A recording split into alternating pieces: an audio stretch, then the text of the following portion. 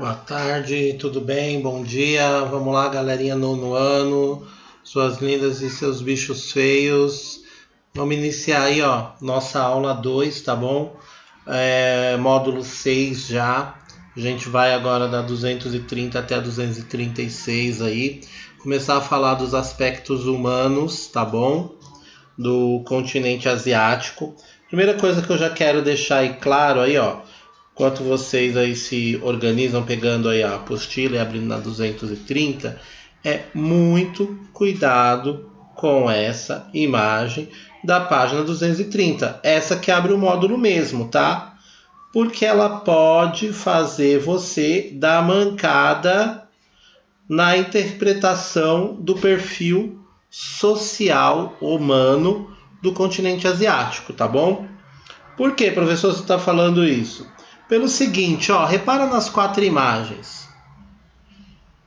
Tem 2 asiáticas típicas, vamos chamar assim, né? Aquele olhinho puxado que a gente está acostumado a ver, tá? Tem uma pessoa toda pintada que você não consegue ver o perfil humano dessa pessoa, né? Quando a gente fala de perfil humano em geografia, são as características físicas, tá? Que é um indiano. E aí, uma outra pessoa lá na Sibéria. Tá, até aí ok, entendi, professor. E qual que é o grande perigo? É não considerar aí a galera do Oriente Médio, pessoal. Isso daí é uma problemática séria. Cadê o árabe? Cadê o judeu? Cadê o branco? Tá? Porque a gente tem uma população branca aí no continente asiático que ela é considerável, tá? Que é a população aí da Ásia setentrional. Então, os perfis humanos da página 230 aí a gente considera, analisa tudo, mas vamos fazer essa ressalva aí que ela é importante, tá? E aí aquilo que a gente considera importante, a gente já fala logo para vocês não ficarem para trás depois. Então, continente asiático tem um perfil humano muito mais diverso do que essa página aí está mostrando, hein? E aí a gente tem que estar bem atento a isso. Não quero ninguém se esquecendo disso, tudo bem? Seguindo aqui, ó, para 231, ele vai aí quantificar a população em números absolutos, tá? Aí a pessoa que é boa de conta vai fazer aí o cálculo que a gente tem aproximadamente 3,4, 3,5 bilhões de pessoas nesse continente, é praticamente metade da população mundial, tá? Lembrando aí que desta metade você tem 80% aí mais ou menos concentrado em 2 países, China e Índia, tá? Dos 10 primeiros aí vai, se você considerar o Japão que é o 11º, dos 11 primeiros países mais populosos do globo, 6 estão no continente asiático, o que gera vários problemas de ordem populacional, tá? Esse aspecto humano aí bastante concentrado. Aquele aluno que às vezes é mais afobadinho, né? Mais aí atribulado, pode até falar assim, professor, mas é também onde tem a maior área, né? É onde tem a maior área, só que boa parte dessa área não é habitada, tá? Então, ó, cuidado aqui, ó. Eu quero que vocês, nesse mapa da 231, coloquem aí escrito atenção, que é um fator importante, tá? E também coloquem aí esses 3 pontos aqui, ó, que é a análise da tabela, como importante. Lembra que ano passado a gente teve problema aí com exercício de tabela e gráfico, né? Então, vamos estar atento a essa aula aí sobre o território aí asiático no seu aspecto humano, porque a gente precisa ter um pouco de calma na análise, tudo bem? Então, ó, coloque aí importante, tá? Outro aspecto, crescimento populacional. O crescimento populacional asiático ele é dividido em 2 partes muito simples. Países com crescimento elevado e países aí em vias de decréscimo. quais são os dois continentes, os dois extremos que a gente tem que pegar mais afim. Primeiro, são esses países com população extremamente numerosa, e aí a gente pode citar a Índia, o Paquistão, por exemplo, Bangladesh, que são considerados formigueiros humanos, tá? E os países aí em vias de decréscimo, como a própria China, hoje em dia já é um desses países, tá? Que o crescimento populacional vem diminuindo ano a ano. E o Japão, tá? Fora desses países aí que tem uma população e área grande, o Japão também vem apresentando aí sucessivos problemas de reposição no seu quadro humano. A Rússia também é um país que não tem lá um crescimento humano muito vasto, tá? Mas a gente nem cita muito a Rússia nesse aspecto, porque boa parte da população russa é concentrada na parte europeia do país.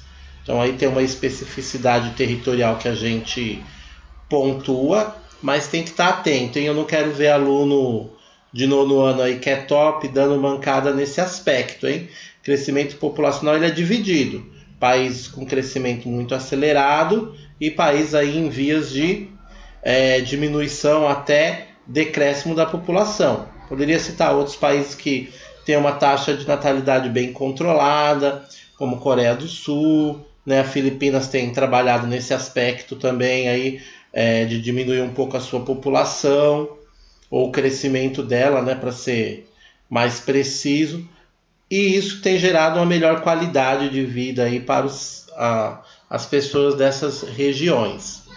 Até aí tranquilo, né? Então cuidado com essa questão dos crescimentos, tá? Lembrando que China, a gente vai ver depois a parte, qualquer dúvida sobre a China, vocês vão ter que guardar a política de filho único e tal, para um outro momento, tá bom?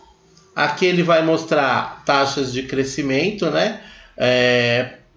Ligado à industrialização, países com rápida urbanização, países pobres, países industrializados. Lembrando, rápida urbanização não quer dizer que é industrializado. O exemplo clássico disso é o Brasil, tá? Teve uma industrialização rápida, mas isso não quer dizer que ela foi bem feita. Gera vários problemas urbanos que a gente viu lá no 7º ano e eu tenho certeza que todo mundo lembra, tá? Então, vamos estar atento a esses detalhes da aula que a gente já passou por eles, hein?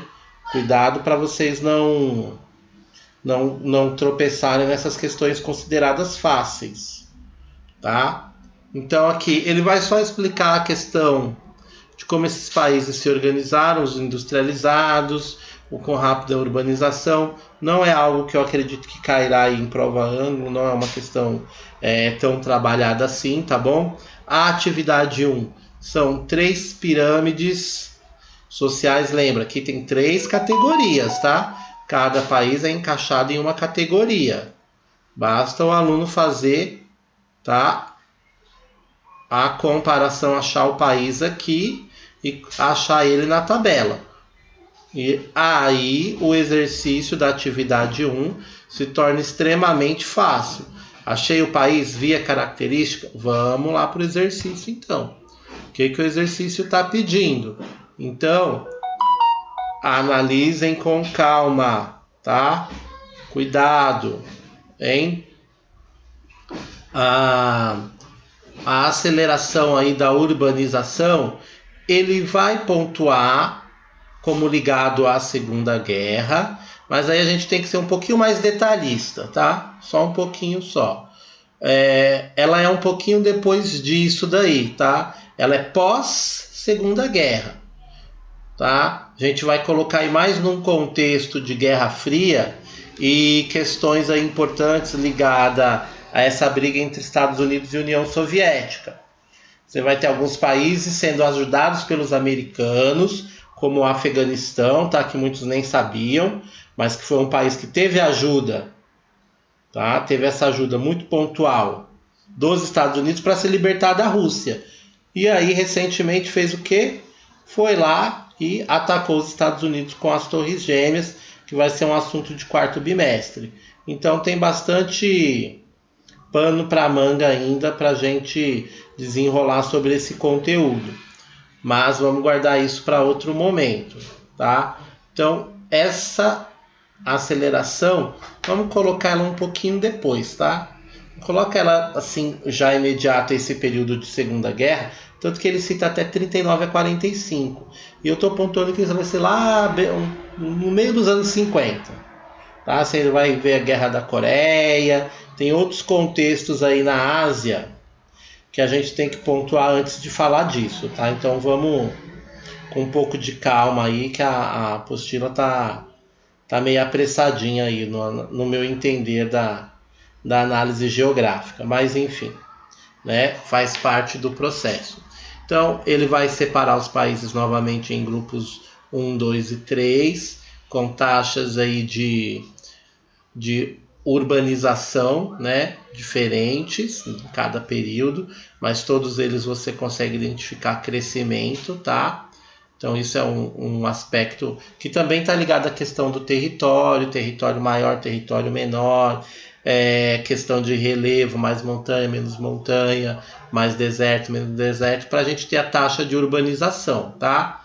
Aqui na 234 ele vai discorrer sobre países do grupo 2 e 3, ainda só citando características, tá? É uma aula bem descritiva nesse aspecto, nada assim de muito uau, meu Deus do céu, estou perdido. São conceitos que eu acredito que um aluno de 9º ano, ele deva dominar com certa facilidade até, tá? Essas interações, algumas coisas eu não vou falar agora, justamente para já gerar dúvida na hora do Hangout. Para não falar, eu entendi tudo, aí depois no momento de prova você vai lá e lasca tudo, né? Então, tem algumas coisinhas aqui que eu vou deixar como provocação, esperando vocês trazerem como dúvidas. E a partir dessas dúvidas que eu sei que vocês vão trazer, a gente desenvolver algumas questões de ordem pontuais aqui, tá? Não vai achando que eu estou esquecendo não, porque tá sob controle. Até aqui tranquilo, tá? A questão de taxas de urbanização. A gente já trabalhou lá no 7º ano, né? Quando a população urbana ultrapassa os 50%. A gente fala que aí já falamos de um país urbanizado. E aí aqui na 235 é onde eu peço um cuidado de vocês importante, tá? Eu falei que tem um módulo sobre a China, que ele está lá na frente, não é tratado agora. Só que o que acontece de modo prático, tá, pessoal? Esse conteúdo aí que a gente tá vendo do Saiba Mais, ele foi cobrado na prova ângulo de vocês, aliás, de vocês não, né? Do 9º ano do ano passado. Não era o conteúdo ainda, né? Depois até questionei a questão desse conteúdo ter sido passado naquele período para os alunos, mas entrou aqui a política do filho único aí na China, que é uma questão populacional importante. Eu não vou entrar nela, tá? Não vou, porque tá lá na frente, a gente vai trabalhar de novo, e até quando isso aconteceu eu mostrei para os alunos, né? Onde estava mais detalhadamente essa questão, mas caiu. Então, a China está na onda por causa do coronavírus. Já fica esperto, então. Coloca aí, marca aí que esse Saiba Mais foi da prova ângulo do ano passado. Esteja atento, tá? Por isso que eu estou retomando, nem ia retomar agora. É um aspecto da China que eu acredito que fica mais claro de ser trabalhado no outro, tá? No outro módulo do que nesse, mas a gente já pontua aqui. Então leia com atenção, ele vai falar dessa questão de controlar o número de filhos para evitar problemas de ordem social. É uma questão aí até bem complexa de ser trabalhada, essa questão do filho único na China, tá? Não é só porque chinês é ruim, não gosta do filho, não tem nada disso na relação direta da questão. A gente tem que olhar com olhos de geógrafo que nós somos, hein? Então, anote aí, caiu na prova ângulo do ano passado, que é para ter atenção, tá? E aí, ó, nós vamos chegar na 236, que é a finalização do exercício e a atividade 2. coloquem, tá, essa questão aí como uma questão também importante. É o típico modelo de questão que o ângulo gosta de colocar na prova ângulo, um texto assim jornalístico para ser trabalhado, lógico, aí ele transformaria em uma questão objetiva, mas que nós, bons alunos, vamos estar atentos a elas. Não seremos pegos de surpresa, não. Seremos pessoas que tratarão essa questão de modo bem pontual, tá? Então estejam atentos, resolvam essa questão também da página 236. Na próxima aula que a gente vai ter aí, eu vou fazer a correção desses exercícios, vou tirar as dúvidas de vocês, que eu espero que sejam muitas, apesar de não ser aí o módulo mais difícil que a gente vai trabalhar. E aí a gente só finaliza esse módulo aí na outra semana, tá bom? Então não façam correndo, façam com atenção, façam as leituras e as anotações, tá bom, pessoal? Espero que vocês tenham aí gostado do vídeo, tenha ajudado a entender algumas questões de ordem prática.